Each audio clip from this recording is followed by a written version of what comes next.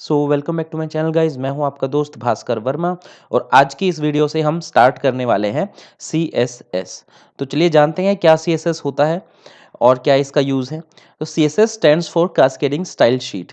CSS की full form cascading style sheet होता है। तो जो HTML के ऊपर इसे अप्लाई किया जाता है। तो HTML जो आपका लैंग्वेज है या मान लीजिए मार्कअप जो लैंग्वेज है, वो आपके वेब पेज के कंटेंट को सिर्फ डिस्क्राइब करने के लिए उसका यूज़ होता है, ठीक है? उसको HTML को कभी भी वेब पेज को डिज़ाइन करने के लिए या उसके ऊपर उसका लेआउट चेंज करने के लिए या उसकी स्टाइलिंग करने के लिए कभी भी इसे नहीं बनाया गया था, ठीक है?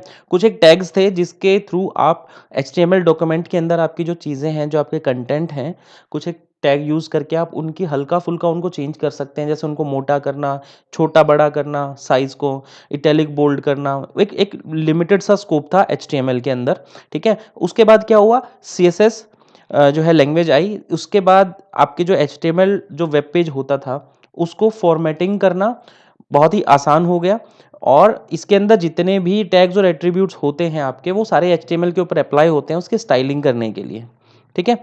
तो CSS जो है वो इसके स्टाइल को डिफाइन करने के लिए यूज़ होता है वेब पेज के, इंक्लूडिंग उसका डिज़ाइन, उसका लेआउट, उसकी वेरिएशंस, यानी जो डिफरेंट डिफरेंट डिवाइसेस आपके होते हैं, मान लीजिए टैबलेट होता है, लैपटॉप होता है, कंप्यूटर होता है, उसके बाद मोबाइल फ़ोन होता है, सबका डिस्प्ले साइज़ अलग-अलग है, ठीक है? तो CSS आपके HTML वेब पेज को इस तरीके से ऑप्टिमाइज़ कर देता है कि आप किसी भी स्क्रीन साइज़ के डिवाइस पे आप उस चीज़ को एक्सेस करेंगे अगर उस वेब पेज को, तो उसके हिसाब से वो आपका सेट हो जाता है, ठीक है? तो CSS को स्टाइलिंग के लिए यूज़ किया जाता है और CSS ने लगभग HTML के सारे उन एट्रीब्यूट्स को और टैग्स को रिप्लेस कर दिया था जो HTML के अंदर ही विदिन उस डॉक्यूमेंट के अंदर यूज़ होते थे स्टाइलिंग के लिए।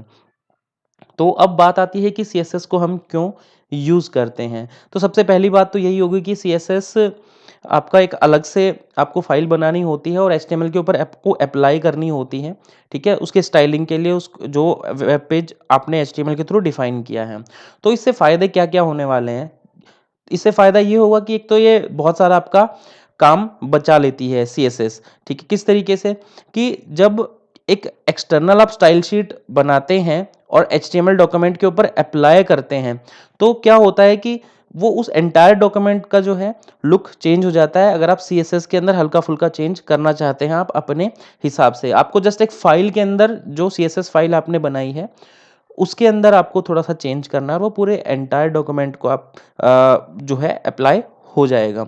उसके बाद क्या फ़र्क पड़ता है इसका अलग से यूज़ करने से? CSS की एक्सटर्नल फ़ाइल होने की वजह से क्या होता है, जब भी आपका वेब पेज लोड होता है, तो सबसे पहले HTML उसकी लोड होती है बहुत ईज़िली। उसका बहुत कम लोड पड़ता है, ठीक है? तो बहुत ईज़िली वो लोड हो जाता है और उसके बाद पूरी की पूरी CSS फ़ाइल लोड हो जाती है। दोनों फ़ाइल अलग-अलग होने की वजह से उससे थोड़ा-सा ईज़ी होता है लोड होने में और उसकी स्पीड काफ़ी फ़ास्ट हो जाती है जब आपका वेब पेज वेब ब्राउज़र के अंदर लोड होता है।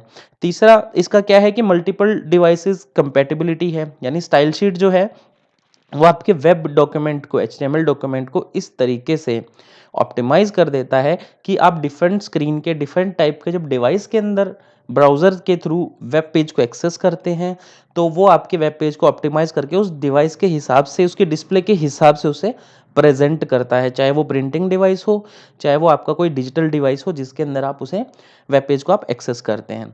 उसके बाद CSS saves a lot of time. CSS time कैसे सेव करता है? ऑब्वियसली आप एक स्टाइल शीट आप बना के रखी है आपने, ठीक है? वो आप पूरे के पूरे डॉक्यूमेंट के ऊपर आप एक ही बार में अप्लाई कर सकते हैं, यानी उस छोटे से CSS फाइल के अंदर आप जो चेंजेस करेंगे, वो पूरे HTML डॉक्यूमेंट के ऊपर आपका अप्लाई होगा और दूसरा कि जो सेम डॉक्यूमेंट है, वो रीयूज़ कर सकते हो आप अलग-अलग जगह पे, अलग-अलग वेबसाइट्स के साथ, जहाँ पे आपको सेम फंक्शंस चाहिए होते हैं, ठीक है? जैसे कुछ एक वेबसाइट्स होती हैं जिसके अंदर फॉर्म होता ही होता है, ठीक है?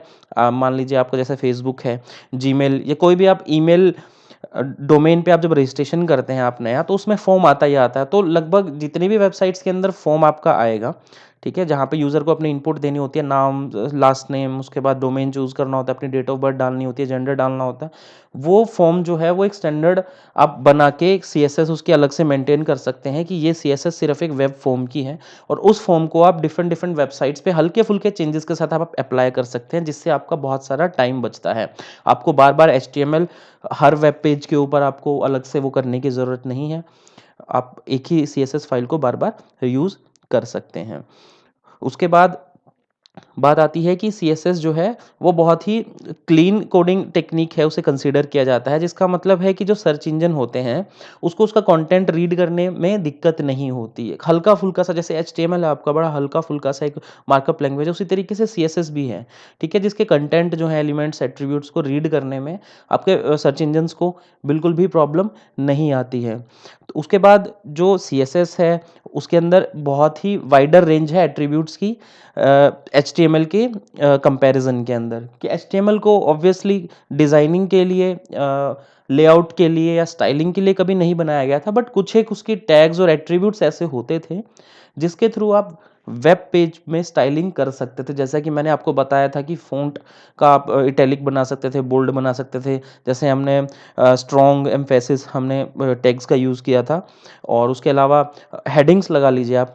छोटा सा एक एग्जांपल है, H1 से लेके H6 तक जितनी भी आपकी हेडिंग्स होती हैं सबका डिफरेंट साइज़ और डिफरेंट थिकनेस होती है, ठीक है? तो इस तरीके से एचटीएमएल के अंदर एक लिमिटेड रेंज थी, बट सीएसएस के अंदर क्या है, एक वाइडर रेंज है एट्रीब्यूट्स की एंड टैग्स की, जिसके थ्रू आप पूरे के पूरे एचटीएमएल वेब पेज को स्टाइल कर सकते हैं। हो सकता है कि ये थ्योरेटिकल पार्ट आपको समझ में नहीं आया हो, लेकिन सिर्फ इतना नहीं है, ये जस्ट फर्स्ट वीडियो थी तो इंट्रोडक्शन देना ज़रूरी था। जब हम प्रैक्टिकली इसके बारे में आपको बताएंगे और जब प्रैक्टिकली मैं आपको अप्लाई करके दिखाऊंगा कि वेब पेज के ऊपर क्या इसका फ़र्क पड़ता है सीएसएस का, और एक बिना सीएसएस का एचटीएमएल डॉक्यूमेंट कैसा लगता है, तो आपको इसका मोटा-मोटी आइडिया हो जाएगा, और बाकी की जो आपकी कन्फ्यूज़न है वो तब दूर हो जाएँगी जब आप इसे प्रैक्टिकली घर पे ट्राई करेंगे। तो मिलते हैं दोस्तों नई वीडियो के साथ, तब तक के लिए goodbye and take care.